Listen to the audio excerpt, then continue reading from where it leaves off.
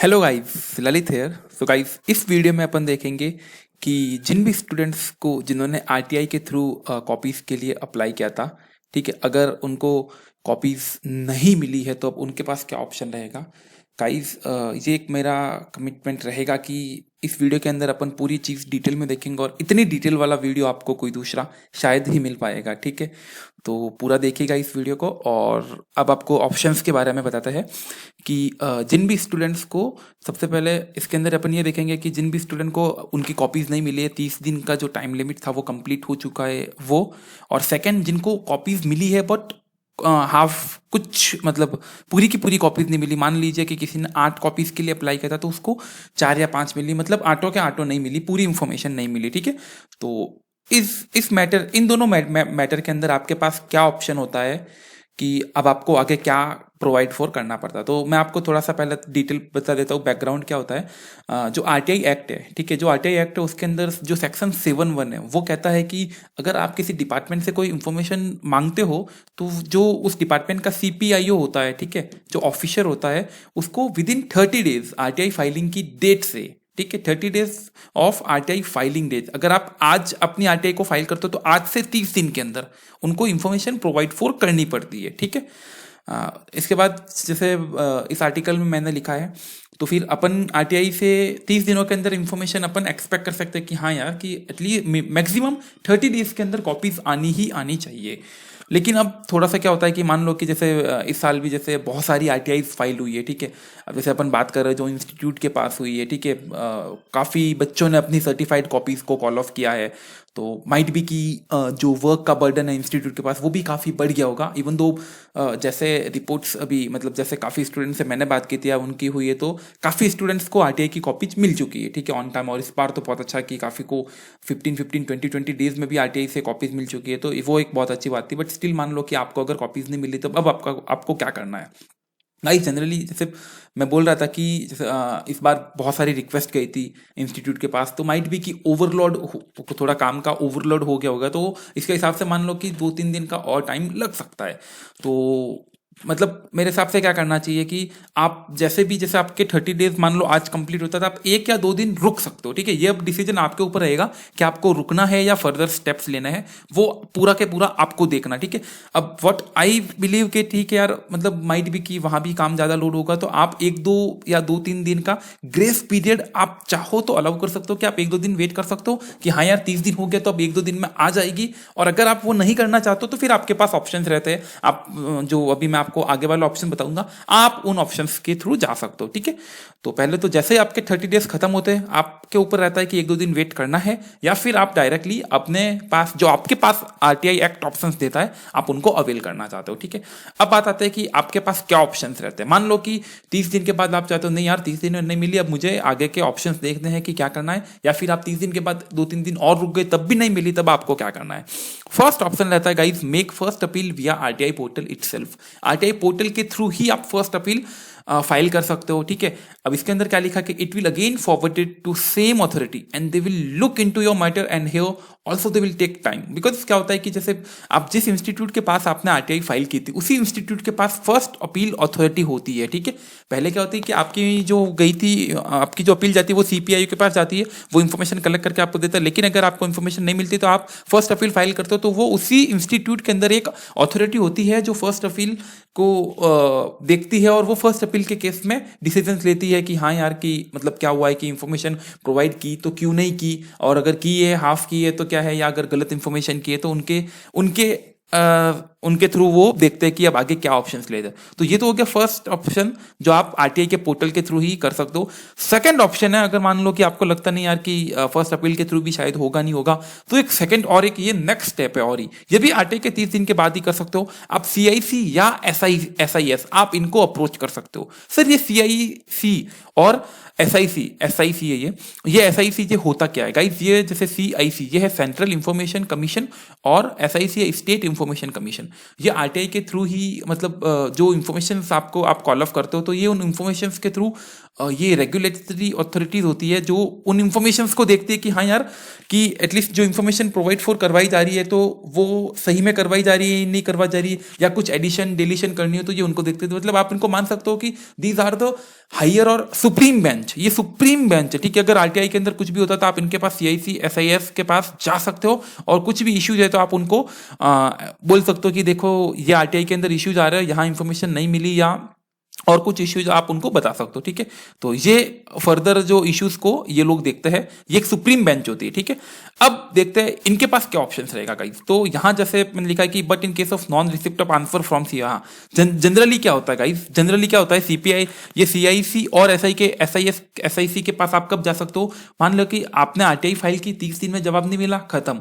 आपने first appeal file की, उसका भी अगर जवाब नहीं मिलता 30 दिनों में, उसके बाद आप सीआईएससी और ये एसआईसी है इनके पास आप जा सकते हो, बोल सकते हो कि ना तो मुझे सीपीआई ने आंसर दिया ना मुझे फर्स्ट अपील ने आंसर दिया, अब आप इस मैटर को देखिए, ठीक है। तो ये एक होता है कि आप देख सकते हो कि फर्स्ट अपील के बाद भी अगर आप हैप्पी नहीं तो वहां जा सकते हो। लेकिन इसके अंदर आरटीआई एक्ट के अंदर एक और प्रोविजन है छोटा सा, उसमें लिखा हुआ है in case of non receipt of answer from CPIO, मतलब सीपीआईओ ने आपको आंसर ही नहीं दिया, ठीक है, तो फिर आप डायरेक्टली सीआईसी या एसआईसी के पास जा सकते हो, ठीक है। वो फिर एक कंप्लेन के थ्रू आपको जाना होता है। तो फाइनल कंक्लूजन क्या होता है कि अगर आपको 30 दिन के अंदर आरटीआई से कॉपीज नहीं मिली तो या तो आप फर्स्ट अपील के लिए जाओ, और आप जैसे आपको कॉपीज नहीं मिली तो इसका मतलब हो गया कि आपको कोई भी इंफॉर्मेशन नहीं दी है, ये हो गया non receipt of answers. CPI ने कोई आपको आंसर नहीं दिया तो आप इसके अगेंस्ट में सीआईसी या एसआईसी के पास भी जा सकते हो कि मेरे को सीपीआई की तरफ से कोई भी आंसर नहीं मिला है, ठीक है।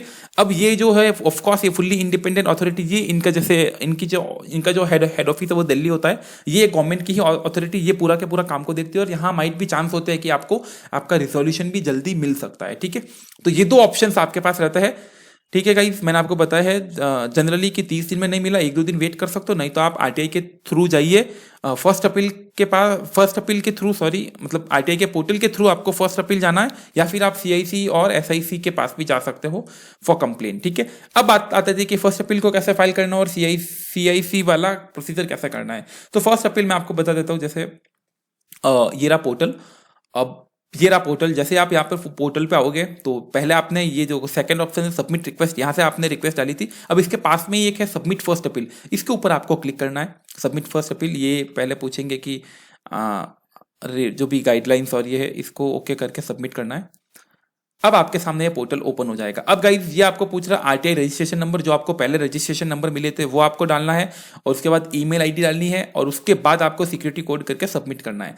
गाइज अब आपको चेक करना है कि आपके 30 दिन कंप्लीट हो रहे कि नहीं हो रहे, तो या तो आप काउंट भी कर सकते हो या आप यहाँ आकर भी आप यहाँ पर अपनी क्रेडेंशियल को डाल के भी देख सकते हो। अगर 30 दिन कंप्लीट हो गए तो ही ये सबमिट होने के बाद आपको आगे बढ़ने देगा। अगर 30 दिन कंप्लीट नहीं हो गए तो ये पोर्टल ही आपको एक एरर दे देगा कि आपके 30 दिन कंप्लीट नहीं हुए, आप 30 दिन तक वेट कीजिए, ठीक है। तब आपको फिर मतलब आपको ऐसे वो हिचकिचाहट वाली बात नहीं कि 30 दिन हो रहे कि नहीं हो रहे, आप यहाँ आकर अपनी इंफॉर्मेशन डाल के देख लीजिए, पोर्टल प्रोसीड करने दे रहा है मतलब 30 दिन हो गए, नहीं तो वो आपको एक एरर दे देगा कि 30 डेज नहीं हुए, ठीक है। अब जैसे यहाँ आप डाल के बाद सबमिट करोगे तो उसके बाद जैसे मैंने कर रखा साइड में, यह आपके सामने पेज ओपन हो जाएगा, ठीक है। जैसे मैंने वहाँ क्या है कि एक पुरानी कोई तो आरटीआई थी 2019 की, मैंने उसको डाल के एक बार के लिए देखा क्योंकि उसका टाइम हो चुका ऑफकोर्स 1.5 साल के आसपास। तो इसके अंदर आप देख सकते हैं कि हाँ आपको कैसा फॉर्म आगे ओपन होगा। तो मैंने अभी यहाँ पर ये पूरी की पूरी इन्फॉर्मेशन डाली तो ये वाला फॉर्म ओपन हो गया। इसके अंदर ऑफकोर्स गाइस ये वाला फॉर्म है ना, ये पूरा के पूरा ऑटो फिल आएगा, प्री फिल। मैंने यहाँ से इन्फॉर्मेशन हटा दी है बिकॉज पर्सनल इन्फॉर्मेशन थी वो, तो पूरी इन्फॉर्मेशन मैंने यहाँ से हटा दी। बाकी आपने जो आरटीआई के अंदर जो इन्फॉर्मेशन वहाँ फिल की थी ना, वो एज इट इज यहाँ पे पूरी की पूरी आएगी, ठीक है। तो अब आपको यहाँ पर ज्यादा कुछ देखने की जरूरत नहीं है, आपको सीधा आना है। ये एक डेट आपको ऑफकोर्स ये भी बाय डिफॉल्ट रहेगी, नेम जेंडर, ये पूरा के पूरा जो आपने आरटीआई का फॉर्म भरा था ना सेम है, सेम, ठीक है। ये पूरा के पूरा state, phone number, email ID same रहेगा। इसके बाद आप चाहो तो ये वाली इंफॉर्मेशन चेंज भी कर सकते हो, यहाँ पर एड्रेस और ये सीधा आपको नीचे आना है। सीधा मेन आपको जो आपको सेलेक्ट करना आपका काम है, यहाँ से चालू होता है ग्राउंड फॉर अपील। आप अपील क्यों कर रहे हो, यहाँ पर काफी ऑप्शन है। रिफ्यूज इंफॉर्मेशन मतलब रिफ्यूज कर दी गई है, या कुछ रिस्पॉन्स ही नहीं मिला है, पहले हमको मना कर दिया, दूसरा कुछ रिस्पॉन्स नहीं मिला है, अनरिजनेबल कुछ पैसा अमाउंट ऑफ फीस बोल रहे हैं पे करने के लिए, या कुछ इनकम्प्लीट इन्फॉर्मेशन मिली गाइस, तो यहाँ पर जिनको भी कॉपीज नहीं मिली है, कुछ भी रिस्पॉन्स नहीं है, तो वो no response within the time limit डाल सकते हो। और जिनको हाफ कॉपीज मिली है, 2-3 कॉपीज मिली, 30 दिन हो गए, आप अब भी आपको बाकी कॉपीज नहीं मिली, तो फिर आप यहाँ पर प्रोवाइडेड इनकम्प्लीट इंफॉर्मेशन के थ्रू आप डाल सकते हो। ठीक है, तो ये 2 ऑप्शंस आपके काम आ सकते हैं, आपको इनमें से कुछ भी सेलेक्ट करना है। और उसके बाद आना है text for RTI first appeal. First appeal के लिए आपको टेक्स्ट क्या लिखना है, इवन तो मैंने एक छोटा सा कंटेंट तैयार किया, आप अपना कंटेंट तैयार करके लिख सकते हो, बट स्टिल मैंने जो कंटेंट तैयार किया उसके अंदर मैंने यही लिखा है कि सर मैंने अप्लाई की थी, और यहाँ RTI number, RTI on date, यहाँ आपको डेट डालनी कि I have applied for my CA final answer sheet via RTI on, इस डेट को की थी, और मेरी रिक्वेस्ट सीपीआई को हुई थी, लेकिन 30 दिन हो गए, अभी तक मेरे को कोई इन्फॉर्मेशन नहीं मिली है। और नीचे बेसिक इन्फॉर्मेशन है, RTI number, date, mobile number डाल के आपको सबमिट करनी है। ठीक है, ये फर्स्ट अपील का टेक्स्ट, मतलब ये लिख सकते हो। आप चाहो तो इसमें कुछ एडिशन कर सकते हो, सेक्शन 7(1) का रेफरेंस देख सकते हो, सेक्शन 20 सबसेक्शन 1 और सबसेक्शन 2 का भी रेफरेंस देख सकते हो, वो पेनल्टी के क्लॉजेज है।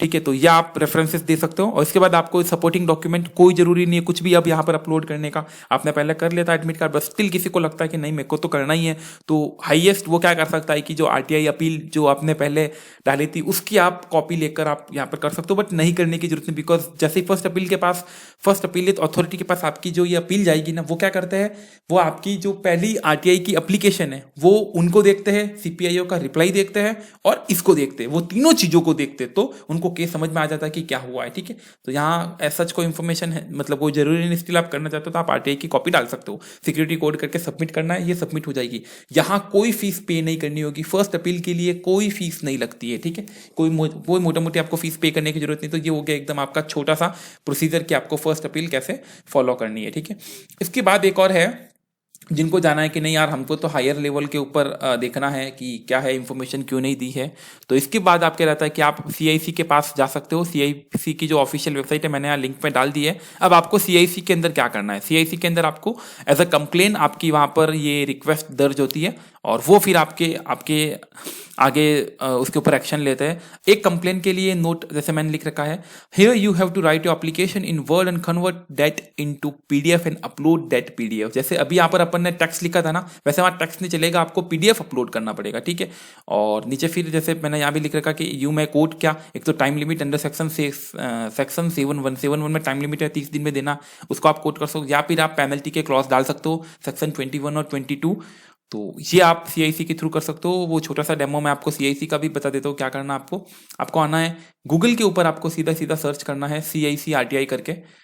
मैं पीछे से आपको बता देता हूँ, जैसे ये देखो मैंने गूगल के ऊपर सर्च किया, ये देखिए सीआईसी आरटीआई। ठीक है, सीआईसी आरटीआई सर्च किया तो ये आ गई cic.gov.in, ये हो गई सेंट्रल इंफॉर्मेशन कमीशन की ऑफिशियल वेबसाइट। यहाँ पर आपको आना है। अब यहाँ पर आपको आते ही नीचे आना है, और ये आप सेकंड ऑप्शन देखिए अपील एंड कंप्लेंट ऑनलाइन, ये बोलता है कि हम एक्सटर्नल वेबसाइट पे लेके जाइए। ओके सर, लेके जाइए आप, तो ये आपका ऑप्शन था।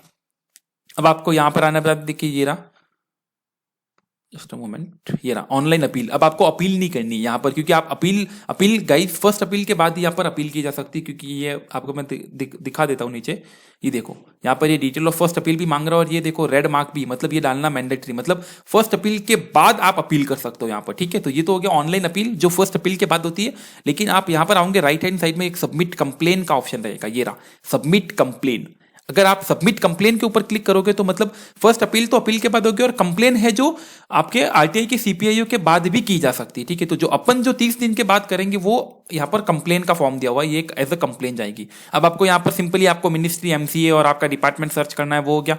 और उसके बाद ये एकदम सिंपल फॉर्म है, नीचे आपका नेम, जेंडर, कंट्री, एड्रेस, ये आपका सीटीवीटी, पूरी की पूरी पर्सनल इंफॉर्मेशन है, ये डालनी है। अब मेन यहाँ पे आता है detail of application, RTI request file, आपने आरटीआई की रिक्वेस्ट कब फाइल की थी वो डेट आपको यहाँ सेलेक्ट करनी है। और सेकंड आपको कॉपी ऑफ आरटीआई, यहाँ मैंडेटरी लगानी ही लगानी, बिकॉज सीआईसी के पास केस है तो वो पहले उन आपके डिपार्टमेंट से नहीं मांगेंगे इन्फॉर्मेशन, वो पहले आप ही की फाइल को पढ़ेंगे, तो उसके अंदर आपको आरटीआई की एप्लीकेशन यहाँ लगानी भी जरूरी होती है। आपको कुछ नहीं करना, आप आरटीआई ऑनलाइन वाले पोर्टल पे जाओगे, वहां पर आपको आपके आरटीआई की कॉपी मिल जाएगी। ठीक है, आप उसको कॉपी को वहां पे डाउनलोड करो और यहाँ पे अटैच कर लो। फिर सीपीआईओ को डिटेल, सीपीआई की डिटेल आपको डालनी है। ये आपको कहाँ से मिलेगी गाइस, ये आपको क्या करना है, आप अपने ये आरटीआई वाले पोर्टल पे जाना और चेक स्टेटस चेक वाले में जाना, और वहां पर आप जैसे स्टेटस चेक करोगे तो वहां पे आपको आपके सीपीआईओ की डिटेल रहेगी।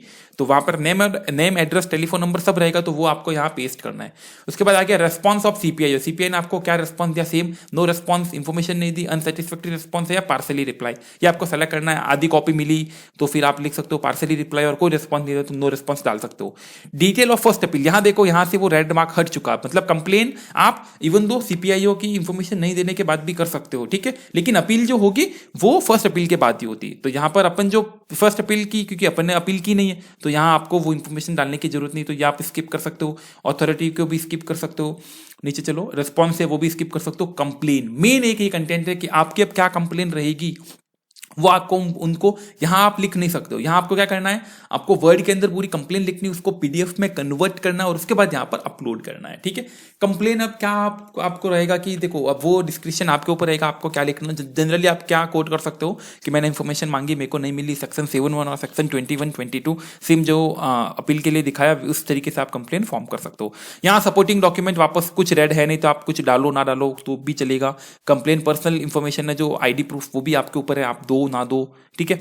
अब यहाँ डॉक्यूमेंट जरूरत नहीं, और लास्ट में आपको ये डिक्लेरेशन टिक करके सबमिट कर देना। तो ये रहता है सीआईसी के ऊपर आपको कैसे प्रोसीड फॉर करना है, ठीक है गाइस। तो इस वीडियो के अंदर मैंने ट्राई किया कि आपको जो आरटीआई एक्ट आपको पावर्स देता है, ठीक है, कि अगर आपको 30 दिन में कोई इन्फॉर्मेशन नहीं मिलती तो आपको क्या क्या वे में प्रोसीड करना है, दोनों वे आपके दोनों पावर्स आपको बता दिए गए। या तो आप फर्स्ट अपील करो या आप डायरेक्टली सीआईसी के पास एज अ कंप्लेन के थ्रू अपने इश्यू को रेज कर सकते हो, ठीक है। आई होप ये वीडियो आपके लिए हेल्पफुल रहेगा।